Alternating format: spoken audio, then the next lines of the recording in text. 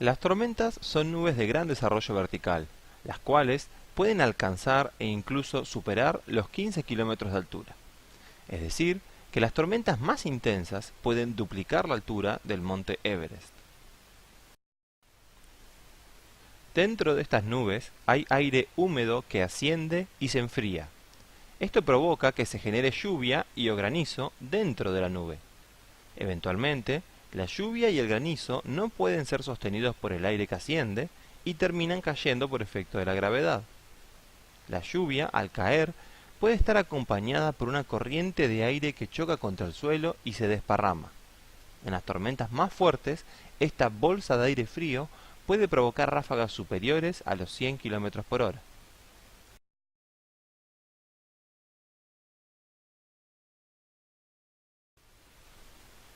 Las tormentas pueden producir lluvias débiles, moderadas o fuertes.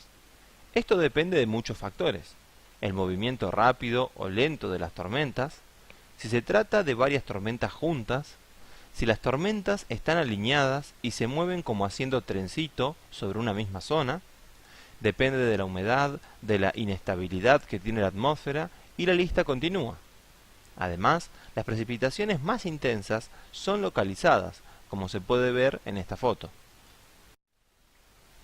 Las tormentas son un fenómeno meteorológico que es difícil de pronosticar con exactitud a qué hora y en qué lugar ocurrirán. En general, mientras más días hacia adelante se pronostica, menos confiable es ese pronóstico. Esto se debe a limitaciones en la observación de la atmósfera y a limitaciones en las ciencias meteorológicas en sí. El Servicio Meteorológico Nacional provee un producto para informar sobre tormentas fuertes en un área determinada llamado aviso meteorológico a muy corto plazo. Dicho aviso se emite utilizando la información de los radares meteorológicos disponibles en Argentina. Los radares miden cada 10 minutos las tormentas que se encuentran hasta 240 kilómetros de la ubicación del radar. Al animar estas imágenes, los meteorólogos pueden ver cuáles tormentas son fuertes y cuáles son comunes, cuáles se están intensificando, hacia dónde se mueven las tormentas, entre otras características.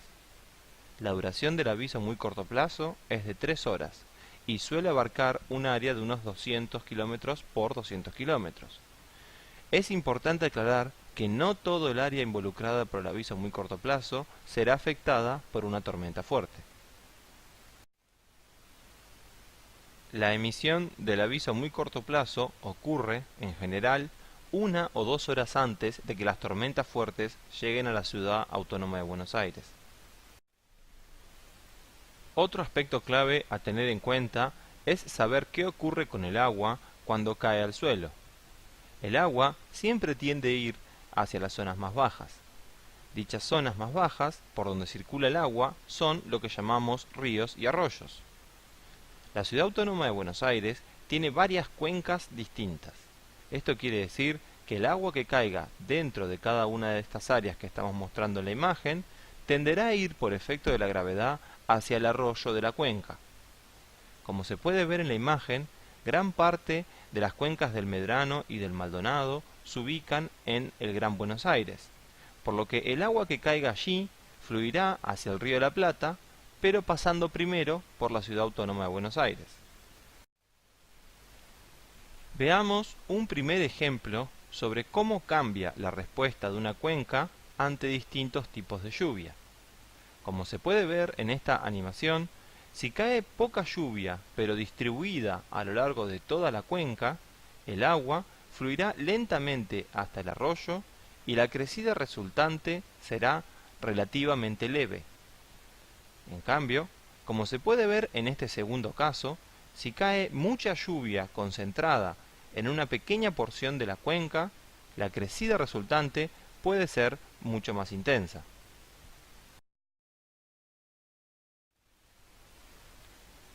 Veamos un segundo ejemplo. Si las lluvias intensas provienen de una tormenta que se mueve desde las zonas más bajas hacia las zonas más altas de la cuenca, entonces la crecida será débil, ya que el agua no llegará toda junta al arroyo. En el segundo ejemplo, Si la tormenta se mueve desde las zonas más altas hacia las zonas más bajas de la cuenca, esto provoca una crecida mucho más fuerte, ya que el agua llegará toda junta hasta el arroyo. Por lo tanto, las inundaciones repentinas dependen de muchos factores: de cuánta lluvia cae y en cuánto tiempo, el área que ocupa la lluvia, en qué región de la cuenca ocurre, cómo es la estructura de la cuenca, entre muchos otros factores. Otra fuente de información útil que es pública son las imágenes del radar meteorológico. Si bien la interpretación de las imágenes de radar es compleja porque tiene varias sutilezas, uno puede ver las tormentas que se acercan a la ciudad autónoma de Buenos Aires y cuando las mismas ya pasaron. Se pueden encontrar dichas imágenes en la página web del Servicio Meteorológico Nacional siguiendo las indicaciones mostradas. Una vez hecho esto, elegir el radar ubicado en Ezeiza. En esta animación se puede ver un área de tormentas vista por el radar. Uno puede apreciar cómo las tormentas se acercan a la ciudad autónoma de Buenos Aires y cuándo las mismas ya pasaron. Además, tener en cuenta que la hora indicada en la imagen del radar corresponde a la hora universal del meridiano de Greenwich. A esa hora mostrada se le debe restar 3 horas y de esa forma se obtiene la hora local de Argentina. Para simplificar, digamos que las lluvias fuertes suelen ocurrir cuando los colores medidos por el radar alcanzan y superan las tonalidades rojas. Veamos algunos ejemplos históricos. En esta animación del radar se muestran imágenes cada 20 o 30 minutos de la inundación repentina que afectó a la zona norte de la ciudad autónoma de Buenos Aires y el Gran Buenos Aires en la madrugada del 2 de abril del 2013. En la misma se observa que chaparrones muy intensos se generaron sobre San Fernando, pasaron por el partido de General San Martín y luego llegaron al norte de la ciudad autónoma de Buenos Aires. Dado que una parte de la cuenca del arroyo Medrano se ubica en el partido de General San Martín, esto provocó que toda ese agua escurra hacia la ciudad autónoma de Buenos Aires, llenando el arroyo entubado que pasa por debajo de la tierra hasta el Río de la Plata. Cuando los chaparrones intensos finalmente llegaron a la ciudad autónoma de Buenos Aires, el agua no pudo ingresar a dicho arroyo, provocando una inundación repentina de gran magnitud.